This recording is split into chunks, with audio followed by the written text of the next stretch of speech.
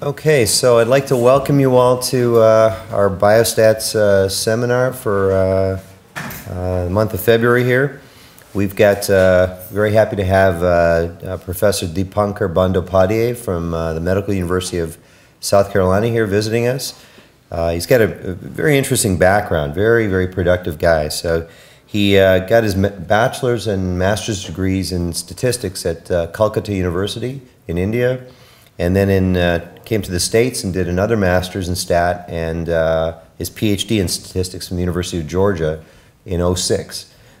In the process, in the span of the last 5 years, he's been incredibly active. He's published near 40 papers, half of which approximately are sort of stat methods-oriented kind of papers. So incredible, nice balance of things.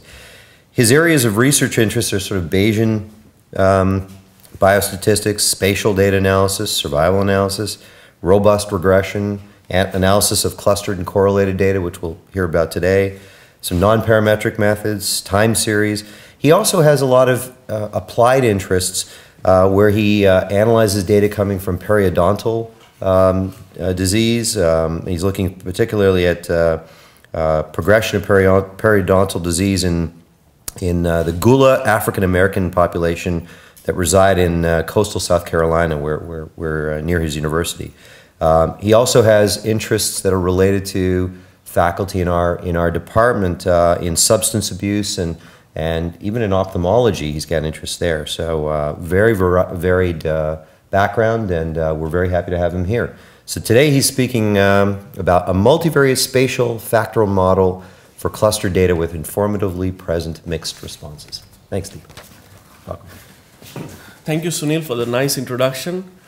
This work is an applied piece of work with a long title, but don't get scared.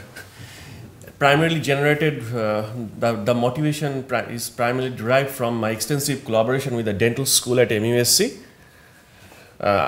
This is joint work with Brian Reich at North Carolina State University, who also is very much interested in dental research, specifically statistical applications to dentistry.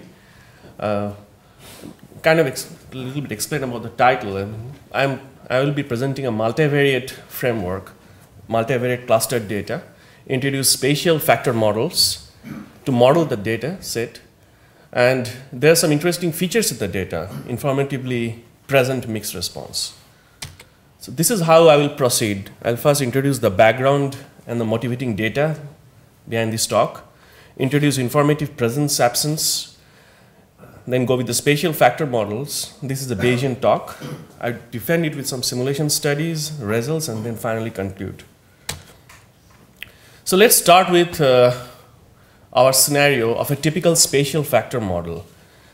We can assume a spatially continuous phenomenon Sx defined at some discrete set of locations xi in some region of interest A.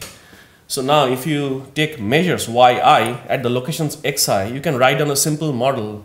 Yi is equals to mu plus s of xi plus zi. Now zi's can be assumed to be independent. You can put a distribution.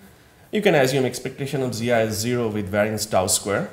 Now the prime objective of a spatial analysis is to focus on the prediction of the realizations of Sx throughout A.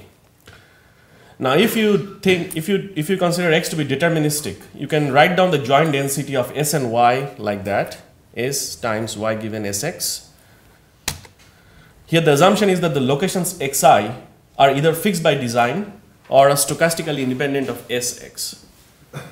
Now if you admit the possibility of a stochastic sampling design, you've got to consider the joint density of S, X and Y together.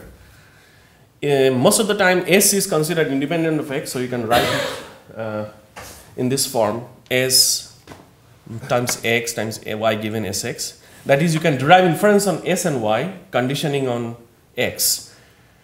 But what happens when the joint density of S and X cannot be written in this, cannot be broken up into marginals of S times X? So you cannot write the equation like S, X, Y as that, because this doesn't hold. This motivates my current research. And there are a variety of situations where you'd see this. I mean, where there are a process that determines the presence absence of the data. and the process that you are modeling are stochastically dependent. And if you ignore this dependence, that can lead to kind of, that would affect parameter estimation as well as inference. So these are some of the examples that you see. So people place air pollution monitors at places where there are high pollution. So you know that there is a place that the high pollution goes, so you go there and do that, and you don't place that at places of low air pollution. And I want to model this kind of feature in the data set. Fishermen in the Atlantic fishing scallops where there are many scallops. And in the context of a longitudinal framework, you can think of outcome-dependent follow-up, where the measurement times were not pre-specified in the study design. So what it means is that if you have n subjects, and out of that some subjects are really sick and then they need to be followed pretty quickly, so the observation times for the people who are more diseased are much quicker, tightly placed, than the ones that are not reached that disease.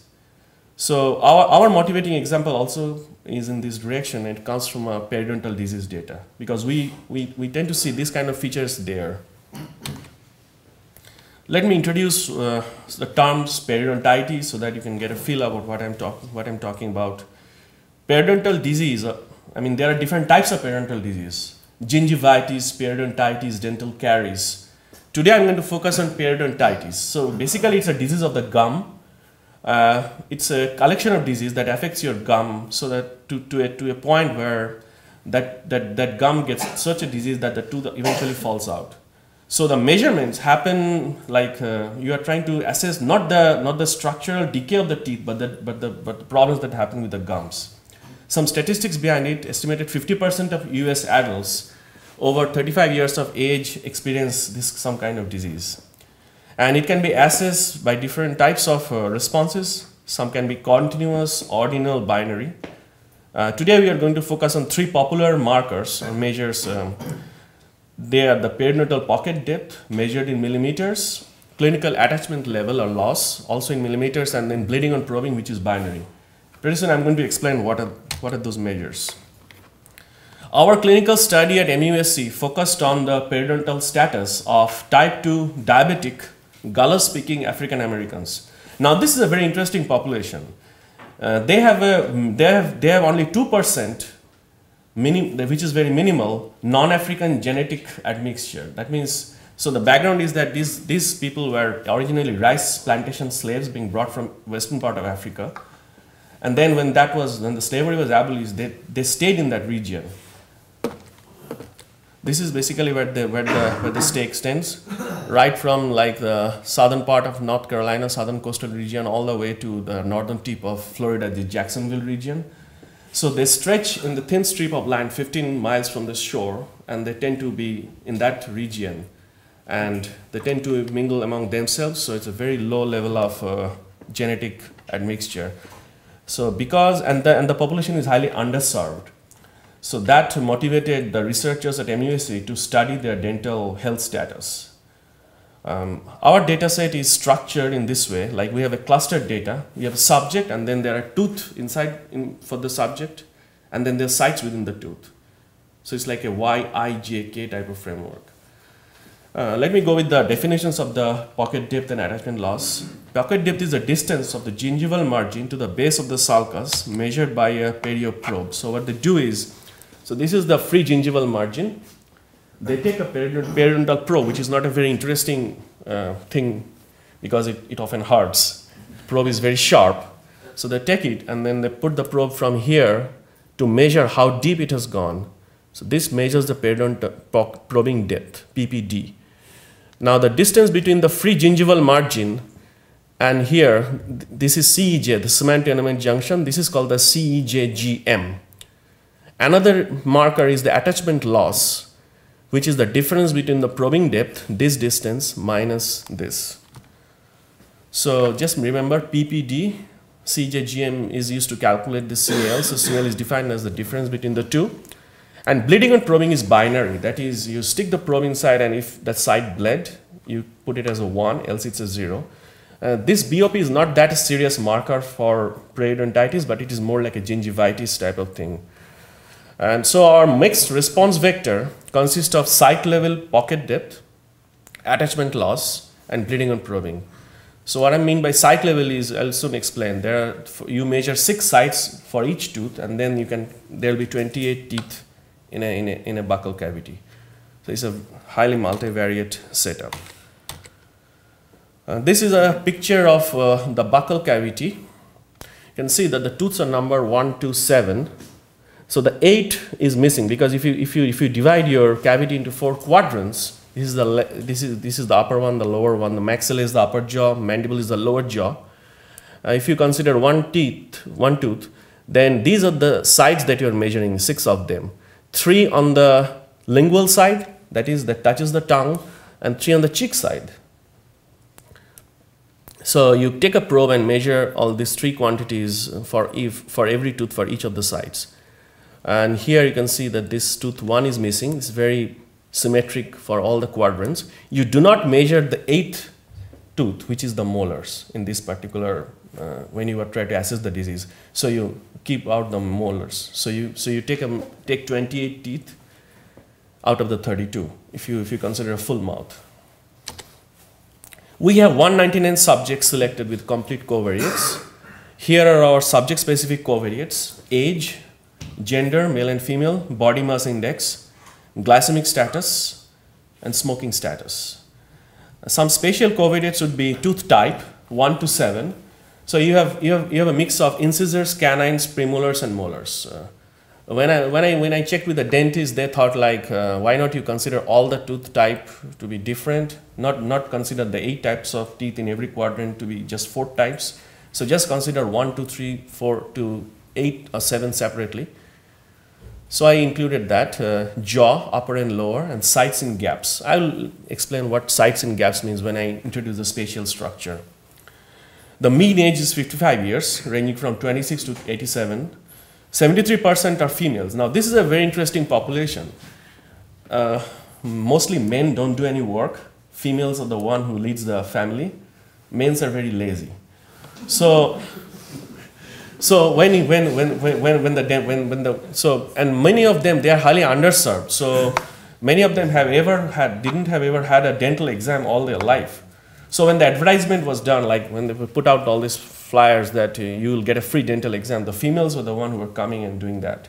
So that is why you end up in 73% females, and we can't do anything about it. The imbalance of male and female in this population, we have to deal with that. 70% have BMI more than 30, so highly obese population. 65% has HbA1c greater or equal to 7, which indicates a high glycemic level. 36% are smokers. So our data is multivariate, that is within site association in the hierarchy you can think about, and that it can be spatially referenced. It can be spatially referenced across location. That is, it is believed that if one particular site is diseased, it has the potential to influence the disease or periodontal status to a group of neighboring sites. Now, I would introduce what neighbors mean in just a few slides. And it is a mix of continuous and discrete response. So you are interested in joint inference, considering all the response together, considering spatial association, considering the multivariate or clustered structure of this data. But there are some interesting features here. Many subjects have missing teeth, and it is likely that the number and location of the missing teeth informs the subject's periodontal health. So this is where the research gets very exciting here, because we believe that subjects with poor oral health are likely to have fewer teeth than the subjects with better oral health. Tooth location can be informative. That is, if a tooth is absent and located at the back of the mouth, it is usually surrounded by more like poor, it is indicative of the poor health in that region. So they come in clusters.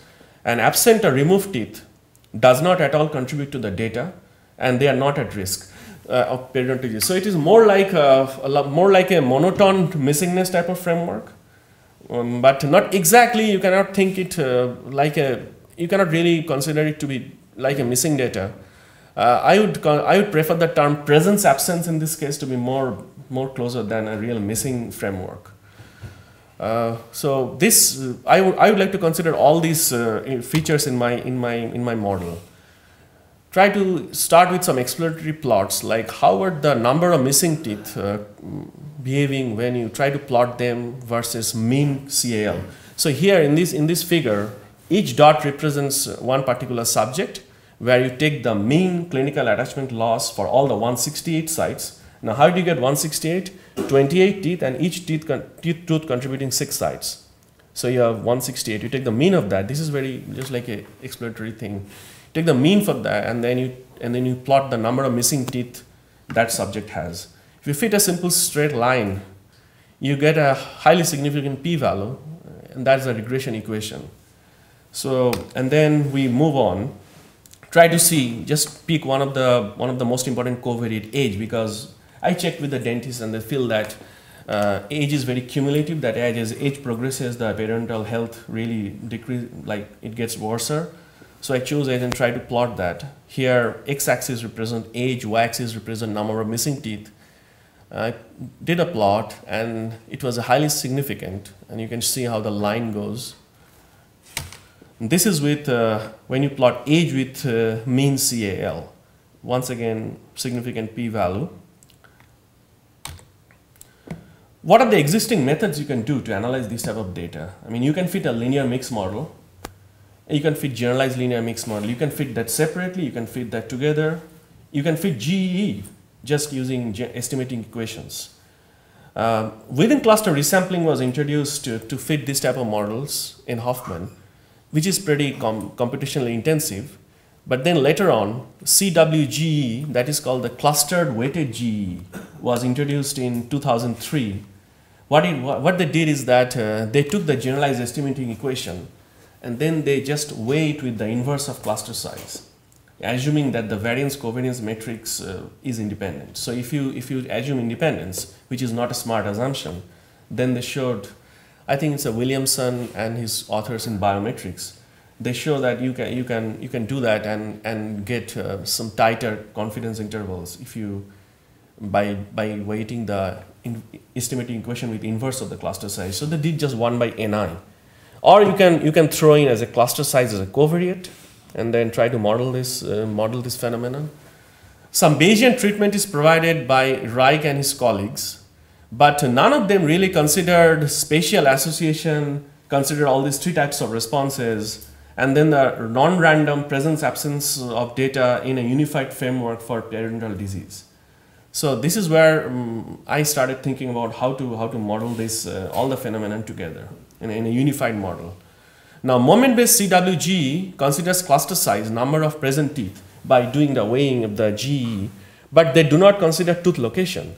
That means I can give you that out of the 28 teeth, you may have 10 teeth, but you don't know where those 10 teeth are missing. Are they missing in the molars or the incisors, or what is the location?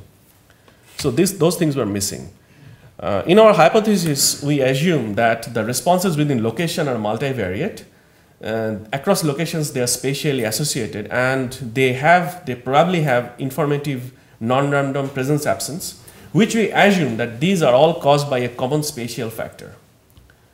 And additionally, we want to see that if the pocket depth is increasing, so is the clinical attachment loss, and so is the BOP. Now, BOP is a binary, so I mean you should be getting something like a estimated value of zeros and ones when you try to do that. And neighbors should have similar periostatus. So we believe that all these features are due to some common spatial factor, and that dictates all these responses and then the informative presence absence nature of this particular data set. So we want to exploit a unified common structure that accommodates this all these phenomena together. Any questions in here? Sure. The proposition that PPD increases, so does CAL. CAL is PPD minus something else. Yes, so PPD minus.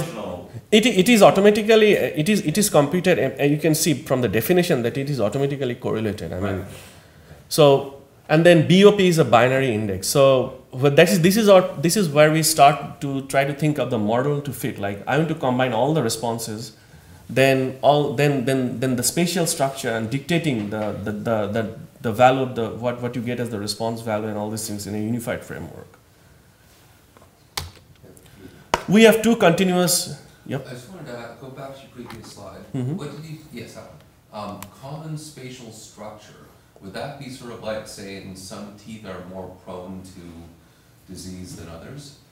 Yes, basically what I'm trying to assume, what I'm trying to do is that I want to build up a spatial structure inside the mouth, and then that will have some prior distribution, having some mean and variance, and then in that mean component, all the regressors are there.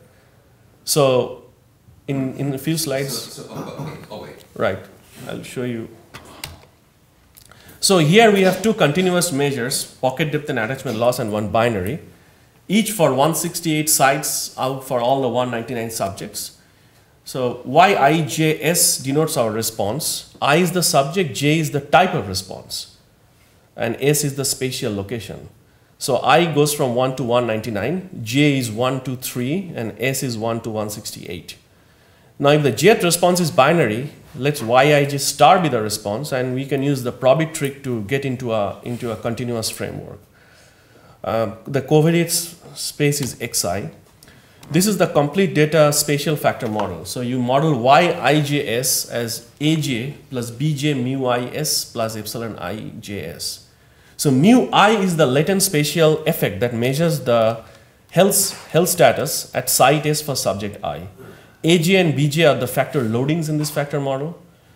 So Aj are the latent factors for the response type J, and epsilon ij is given a normal 0 sigma ij squared error. If you compute the correlation between the two, this is the correlation expression. How is pocket depth associated with attachment loss, and then how is pocket depth with bleeding and probing in the continuous transform, and how is the attachment loss with the bleeding and probing. So you get that expression. Now if Bj and Bl equal to 0, then they are uncorrelated. And if they do not share the same sign, you can assess some positive correlation. So we would like to see that Bj and Bl get some positive value, when we do the posterior inference. We assume a Markov random field. These are pretty common in a conditionally autoregressive structure. That is the conditional distribution of mu is condition on mu I s prime, where s is not equal to s prime. That density is nothing but the density of the probability of mu I is given when s prime is just a set of neighbors.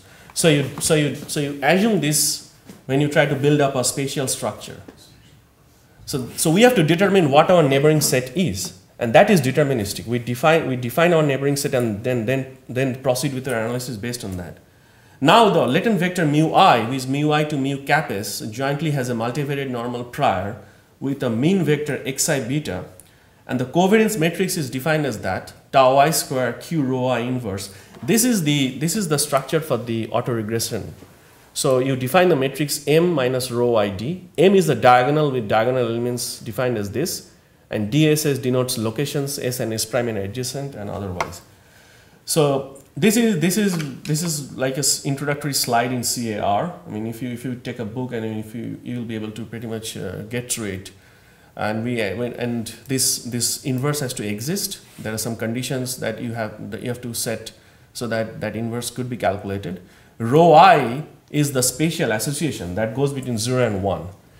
Now this looks like a correlation, but the correct term would be association, because it should be going between 0 and 1. And I want to tell you here that rho of a decent rho should be around 0.8, 0.9, a little towards a 1, because a rho of 0.2 would not reflect quite a bit of would not reflect any substantial association. So there'd be no excitement if you get an estimate of rho of 0.2 in these kind of models. This is our periodontal grid. So here I am defining how our neighborhood structure is built. So if you consider this particular site as this is a tooth, and then there are 6 sites for every tooth that I'm measuring. If you consider this particular site, then the neighbors would be this particular site and this one. If you consider this one, or like this one, then the neighbors would be this site, this one, and this one. So we modeled the adjacent sites of the same tooth and sites that share a gap between the teeth as neighbors. So for every site, there can be either 2 neighbors or 3 neighbors in my framework. 2 when you are considering this one, and then when they're in the gaps, like in here, there is one more that is contributed from here. These are the 3 types you can think of. Of course, you can join this one and this one. In one of the JASA papers by Reich, they also consider type 4. To keep things simple, I did not consider that in this talk. So you have an adjacency matrix where you consider all the sites 168, and for each site you can build up correlation or your set of neighbors for each of the site. Now, what is the interpretation of a car model? This is what it is doing. That the conditional distribution of mu is given mu is prime now is again a normal distribution, not with the mean of the neighbors, but an attenuated mean. So that's what the term rho I is coming from, the rho I times mu I bar is. It gives you a very nice representation, and then the variance structure is not tau I squared, but tau I squared divided by ms, where ms denotes the number of main neighbors. So you can see that the more neighbors you have, it will have an influence on the variance of the spatial structure, and then it will also influence the rho I, because now you have the mean to be rho or rho I times mu I bar is. If there is no association, then the mean would be just mu I bar. I mean, basically, if you do not consider that, then you're just taking the mean of your neighbors to be the real name, to the mean for this conditional distribution. So rho controls the degree of spatial association, and tau is the magnitude of variation. So this framework gives us a tool to accommodate if there is any spatial effect for the disease status of one particular site, and whether one particular site might be influencing the status of a set of neighboring sites. Now again, this is deterministic. I mean, you can think of your own set of neighbors. I mean, I chose this discussing with the clinicians there, and they thought that you can start with that. I mean, you can argue that why are you considering only 2? You can go beyond a little more. Definitely you can do that, and your inference will be based on what you assume. Now, what to do with the model for the presence absence? To account for the informative presence absence, this is a binary indicator again, like the BOP. We allow the latent factor mu is to predict the locations as well. So we are going into a shared random effects framework. So that you'll soon see in a minute that that's what I'm getting to. So if you denote yi not star t to be the indicator if the tooth T is absent for subject I, then again doing the same probic trick, you can get to this model. Now one thing I want to cite here is that, see, the missingness is happening at the tooth level. So if the tooth is missing, then all the sites you cannot measure, but the response is at the surface level. So in order to, any of a spatial random effect mu I is, so in order to play with the spatial, like the shared random effect structure, you have to, I thought of doing this trick that you can convert yi not t into the zt transpose mu I. That's the same mu I am using for that model. And then what is zt transpose mu I? It is the mean of mu I at the 6 locations for tooth T. Because your missingness is happening at the tooth level, but your response is happening, your response is at the site level. So you got to combine that in the shared framework. And A0 and B0 are the latent processes relating to the tooth absence indicator. How do you interpret them? So we simultaneously model the observations and their presence absence. And so we believe that both inform about the posteriors of mu and beta, which we want to derive. And if B0 is more than 0, then the unhealthy sites are more likely to be absent. This is what we want to figure out in the factoring in the model. B0 is 0, which means the latent factor is independent of the location of missing tooth. So then you can think of a MCAR model if you think about the missingness structure. Now, interestingly, I would like to state here that it's very hard to show, even it is almost impossible to show that whether you would like to do a missing at random or missing not at random framework in a data set. In a recent paper by Molenbergs published in GRSSB, I think it's GRSSB, he had shown that for every missing at random, there is a missing not at random with equal fit. So it depends on what type of, it depends highly on the assumption, and you cannot really prove that whether the absence of the missingness is really due to at random or not at random. So we go, I am taking a missing not at random route here, but in some plots I would like to show you that probably that is what it is happening. because there is no right way to show it. I mean, they are equivalent. Very interesting work. I would refer that you can go through it. Now, when you introduce these factor models, there is obvious concerns of identifiability. So, because if you integrate over mu I, then you get these moment expressions. So what we did was, you can fix. There are many ways to do it. So what identifiability means is that if you have these expressions, then if you have a factor here, say bj, and then look at this term, then if you have a scalar quantity here as well as scalar quantity below tau, so then alpha times bj, and then tau I squared divided by alpha. If you have all these quantities, then those alpha cancels, and you end up with the same kind of covariant structure and mean structure. So it looks like there can be issues. There are always issues with identifiability when you introduce factor models. A good way to do is that you fix b1 equals to 1, so I assume CAL has a fixed slope. And no matter, I would like to also see what are the values of how is CAL correlated with pocket depth as well as bleeding on probing. And doing that, it will identify beta via the mean of fast response and the variance via the variance of the fast response. Now again, there are issues with rho, because if your rho has to lie in between that interval. The lambda 1 and lambda 2 are the smallest and largest eigenvalues of this decomposition. Now if it falls out, then there will be issues with the inverting the matrix when you assume the car structure. Best et al. Recommends a uniform prior on rho. I'm here choosing a beta 1 1. I did different types of priors and I checked some literature. It looks like they are recommending something uniform 0.1 or a little bit something uniform 0.95, that sort of prior, so that things are stabilized when you want to run these models. Now, this is a Bayesian talk, so I have to introduce priors that I'm using. Of course, I will validate those through sensitivity analysis later on. AJ, BJ, and beta have vague normal priors. Sigma ij square are usual inverse gammas. Rho I is beta 1 1, which is also uniform 0 1. Now the hyperparameters Cj, Dj, EF are non-informative gamma. We take these choices of gamma. Now the reason behind choosing is that it is conjugate, leads to very easy coding and tuning, and also what I can do has to have some appeal to the clinical people.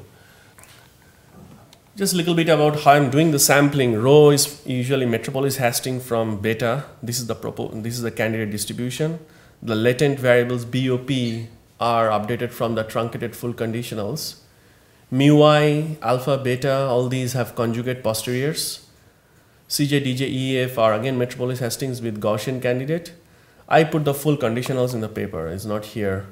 Now MCMC sampling can be carried out using R or Winbugs that just now mentioned. Convergence is reached at 5,000, and then you discard the 5,000 samples, and then you do your inference based on the 15,000. And I assess convergence using trace, ACF plots, and Gelman-Rubin diagnostics. If you believe that these are good tools to assess convergence, and these are pretty standard, people use that most of the time. Now I would like to now focus on our primary interest in the subject level parameters beta, like the fixed F fixed. And I would like to know that which part of the mouth or which part of the oral region, which sites are providing what type of information for the estimation of beta. So is it like how are the molars doing, how are the premolars doing, back of the mouth, front part of the mouth? And they would not be providing similar information for the estimation of beta. So I assume that all the responses are Gaussian, so you can think of pocket depth or attachment loss, and with no absent teeth and no spatial covariates. So if you integrate out the latent effect mu I and condition on sigma ij square tau I, rho I, aj, bj, you get these expressions that the expected value of beta is this and the covariance of beta looks like this. So what I get is the posterior of beta is nothing but a weighted linear regression with each subject contributing to the scalar response zi and weighted according to wi. So I have every subject zi which is made up of the the type of response you can think about. And then each has some weights Wi, so that weights are highly varying. Though that I want to explore. What are the expression for the weights are? This is the expression of the weight and the expression of delta I. So what it means is that the weight decreases with increasing rho and tau and increases with delta I. I'm going to show some plots. Let's do some plots. So here on the x-axis are my rows, the spatial association going from 0 to 1, and on Wi on the left, on the y-axis, you can see that the weight decreases with rho and tau and increases with delta. So what it means basically is that the subjects with little spatial association and small variances and tau and sigma have the most influence on beta's posterior. So as rho increases, you can see that the weight is decreasing, and this one is in the lowest where delta is 1 and tau is 2. Now when delta is 2 and tau is 2 again, when you fix tau and then as you move from delta 1 to delta 2, you get this curve, which is this one, little bit more weight than the bold one. And then when you fix tau to 1, then you could get these two curves, this one and this one. So basically what it means is that as the correlation, as the association increases, subjects with the little spatial association would have, and smaller variances would have the most influence on the tau's posterior, on beta's posterior. This you'll also see that when I derive the posterior estimates of beta. Now when you concentrate on Zi, which is a linear combination of all responses for subject I, this is how Zi looks like. Look at this expression Bj by sigma ij square, which controls the relative weight of response type J. And this vector Ki is defined as this, which controls the relative weight of observation at location S. What it means here is that the observation in the gaps between the teeth, which have 3 neighbors, have the highest spatial weight Ks. So since they have more neighbors, they contribute to more spatial weight, where they contribute to a higher value of Zi. Whereas the observations in the back of the mouth, that means that are the tooth number 7s, the 2 sides on 7, they have 2 neighbors, and those are the molar regions. Back of the mouth and the sides of the teeth get lesser weight. So we found out that the weight also varies. And now this is considered based on my adjacency matrix. If this becomes more prominent if you have the adjacency structure little bit different than 2 and 3. I mean, you can come up with your most structure, and then it becomes more prominent. That the more the number of neighbors has, that has quite a bit of variation than the one that experiences a lesser number of neighbors. I'm trying to propose some simulation scheme to go with to elaborate the methodology. I'm choosing 100 data sets with 50 subjects, and I'm choosing half a jaw. So instead of 168 sites, I'm choosing 42 sites, because there will be 7 tooth in a half a jaw. 42 means like just half a jaw means just one quadrant, not even the full jaw, and a single continuous response. So in a half quadrant, you will have 7 teeth, and then each teeth will contribute 6 sides. So that's how 42 comes here. We choose 6 subject level covariates, each coming from normal 0, 1 with this regressors beta. And data for subject I is generated like this, like mu I coming from this normal distribution. Now the probability YIS when it is observed is generated from this distribution, and then YIS given YS observed follows normal mu IS and sigma I square. Now 2 cases we are considering. We are considering homoscedastic sigma I square equals to tau I. Sigma is the error variance, tau is the spatial variance, fixing it to be 1. And here it is varying with respect to whether I is odd or even. And we consider cases where B0 is 0 and 1. Remember, when B0 is 0, you are not modeling the informative absence or presence of component. And here you are modeling it. Here are our simulation scheme designs. We choose rho to be 0.9. So we keep rho to be high because, as I mentioned, that rho 0.8 and rho 0.9 denotes means some kind of spatial association is there. Rho of 0.2 usually they don't mean anything. So this is how we generate my data. Rho is 0.9, B0 is 0, and then I keep sigma I squared tau I squared to be 1. So this is a spatially correlated and homoscedastic model, the first one. Then the second one, the design is 1 with this heteroscedastic assumption, sigma I squared tau I squared is this. The third one is 1 with informative presence because I put B0 as 1. And the fourth one is 2 with the informative presence. That is heteroscedastic, spatial, plus you have the B0 equals to 1. And now I'm fitting 5 different models. First, I'm considering a linear regression. That is just yi bar over all the sides for subject I. Second one, the next model under consideration is the spatial model without any informative presence and subject-specific variances. That is, I'm considering B0 as 0. Then all the sigma I square is sigma, tau I is tau. Third model, spatial, without informative presence, that is B0 is again 0, but I'm considering sigma I and tau I. So I'm going in hierarchy. Then the fourth one is spatial model with informative presence, that is I'm considering B0 not equal to 0, but without any subject-specific variances. That is more like 2, but I have B0 not equal to 0. And 5 is the full spatial model, where I have the spatial association, I have B0 not equal to 0, and then I have sigma I squared tau I squared. Computing overall mean square error for all the parameters taken together, and then the relative bias. And I present proportion of 95% credible interval that excludes 0. So some kind of a Bayesian power to see how things look like. So this is the result from my design 1, which is spatially correlated and homoscedastic.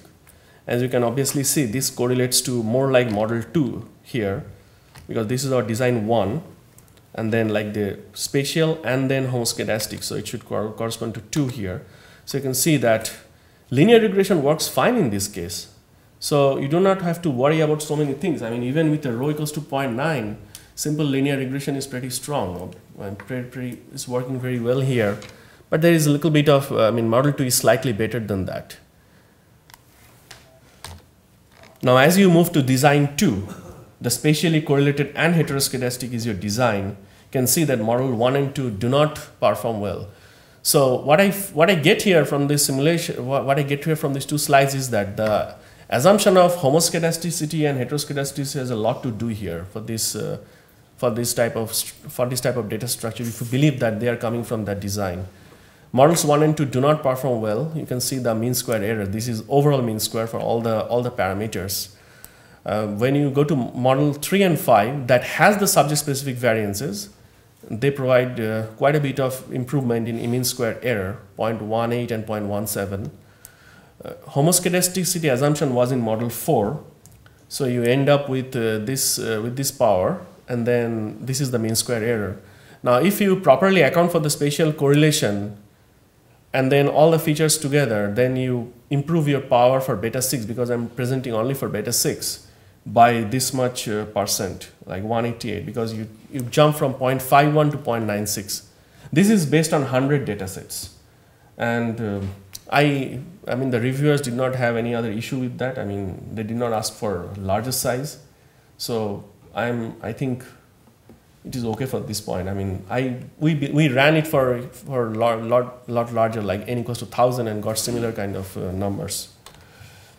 Now, when we move to design 3, which considers spatial correlation, homoscedastic, and informative presence, you can see that models 4 and 5 do model informative presence B naught as not equal to 0, so they are doing good. So they are consistently identifying B0 as non-zero. These have bias. We have some negative bias, and model 4 and 5 are very close. The most interesting slide is this one. When you generate your data from spatially correlated, heteroscedastic, informative presence, then you jump from 0.26 from a linear regression to 0.94 for this parameter. Look at the change in the mean square error, 0.193, and then these are the estimates of relative bias for beta 6. So based on this simulation study, what we feel is that if you think that the data set has all these characteristics, we have to model the data and then figure out what the parameter estimates are. This shows that if you properly exploit all the structures, if you believe that the data has those structures, then these are the gain that you might get from by using all the things in a unified framework. Now I'm going to the applications. We have two situations here. Like we are playing with 4 models. So I'm dividing between subject-specific variances, and I'm assuming rho I squared to be rho here. Now this did not change that much. To keep things simple, I'm assuming rho I as rho. That is a uniform rho for all the subjects, which is not varying with respect to subject. So I assume spatial association to be coming from uniform 0, 1 and independence. That is, there is no rho, no spatial association. And then I have informative presence and then not modeling informative presence. In case 2, I have 4 models with the same variance for all subject. That is, you have sigma ij square as sigma j square. Of course, the variances are varying with respect to the type of the response, because j denotes the type, that is pocket depth or attachment loss or bleeding on probing. Tau I as tau, and again rho I as rho. I assume 4 different cases: spatial association and no association, informative presence, and not modeling informative presence. Pretty busy slide, but I'm going to explain you what it's doing. So here there are the 4 types of situation: spatial and informative missingness. This is the full model.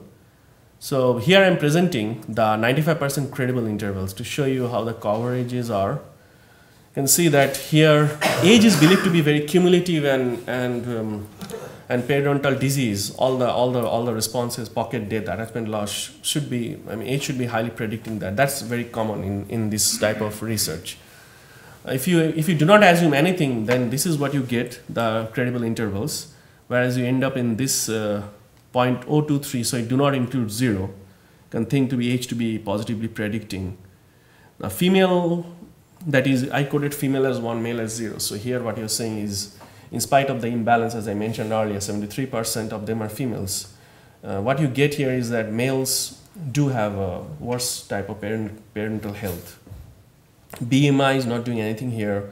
Smoking status is predicting that, and as well as HbA1c. Now getting down into these things, B0 is missing. So here, we wanted to get B0 to be positive, because then you can feel that the latent spatial factor is influencing the informativeness of the data. So you get B0 lying between this interval, 0.26 to 0.37, because these are the models that do consider the informative missing structure, where there is ES. Now look at B2 and B3. Remember, B1 was fixed at 1 for identifiability. So you get, these are what you get for B2s and B3, positive. What it means is that when CL is increasing, pocket depth is increasing, as well as BOP. Estimate of rho, the spatial association parameter, is lying between 0.95 and 0.96. This is for this model.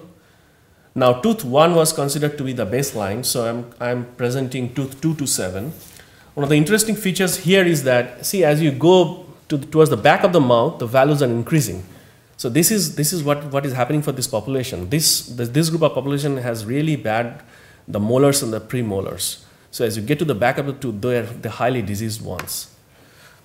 The gap between the tooth, which share a little more one more neighbor than the sides, are believed to be more diseased here. And then maxilla is negative, which means site in the lower jaw is more diseased than the site in the upper jaw. This is what I was trying to explain.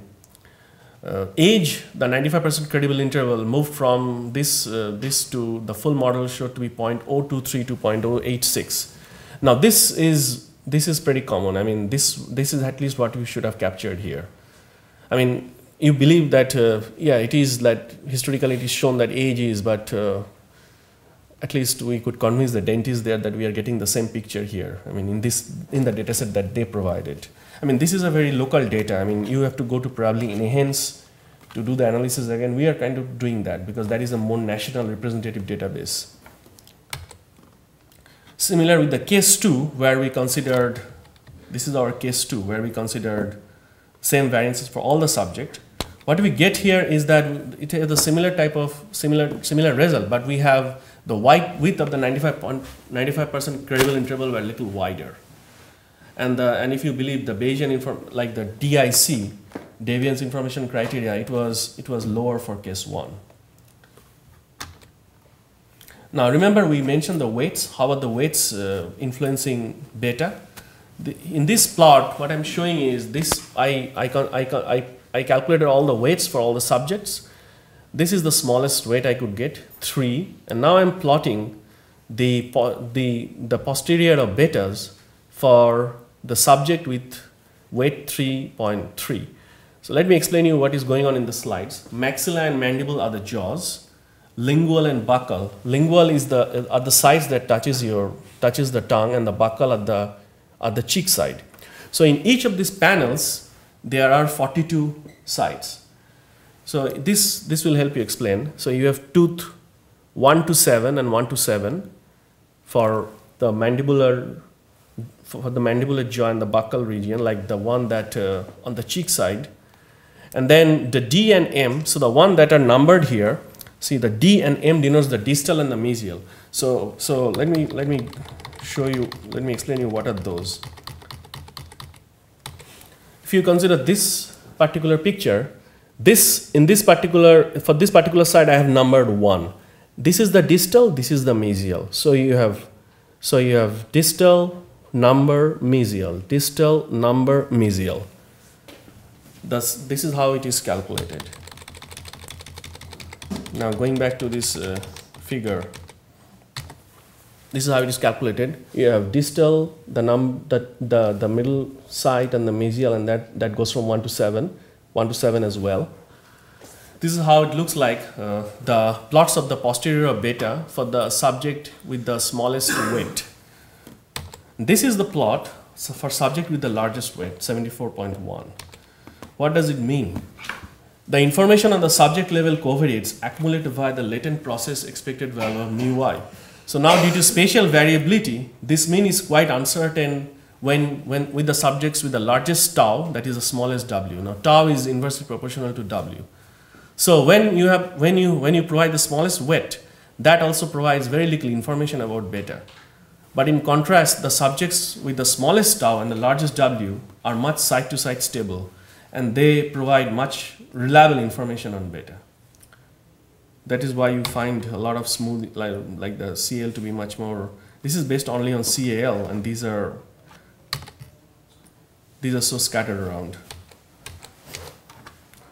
Trying to plot the posterior mean tau y and sigma ij and on the left panel. Always on the right panel, I'm plotting the posterior of tau for all the subjects with their credible intervals. So there is considerable variation across subjects, and you can see that the 95% credible interval for tau I for all the subjects are non-overlapping. So there is a wide variety of variation with respect to spatial variation from the figure and pan from the right panel. Now these plots are probably the most interesting set of plots. Here I'm trying to plot the posterior mean of AJ and BJ mu I for CAL.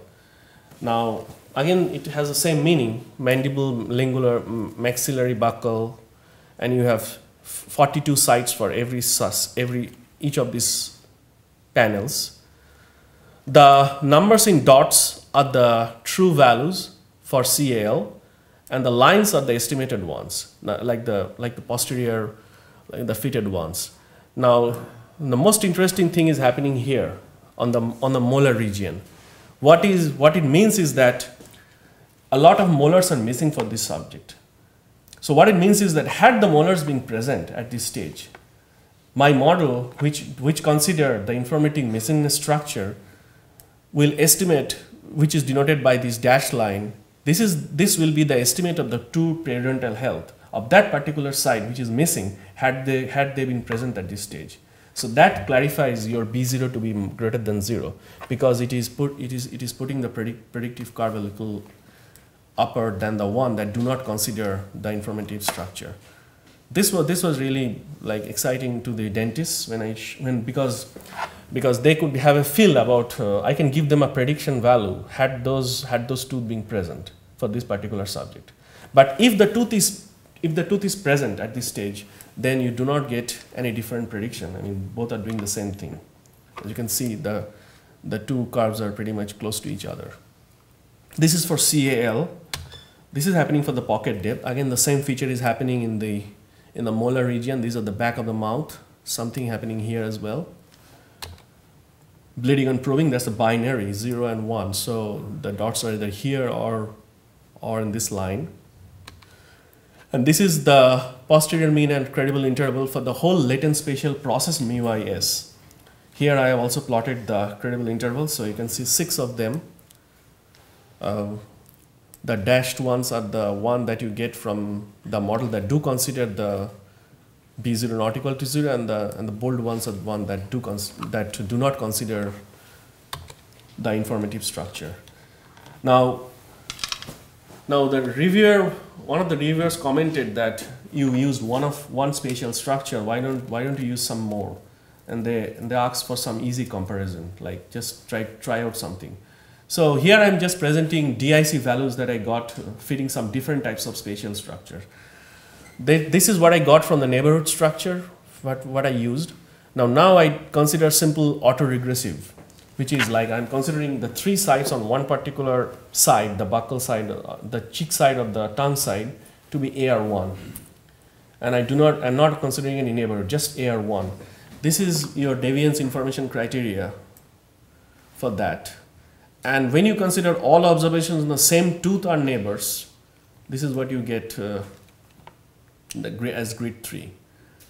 So, and we did not encounter any further questions, sort of probably, it's an applied way of thinking, like sort of convincing to them that for this particular data set, probably the spatial association structure that we're using can be convincing. But you can definitely argue that if you change this one and include some more neighbors, what would be there?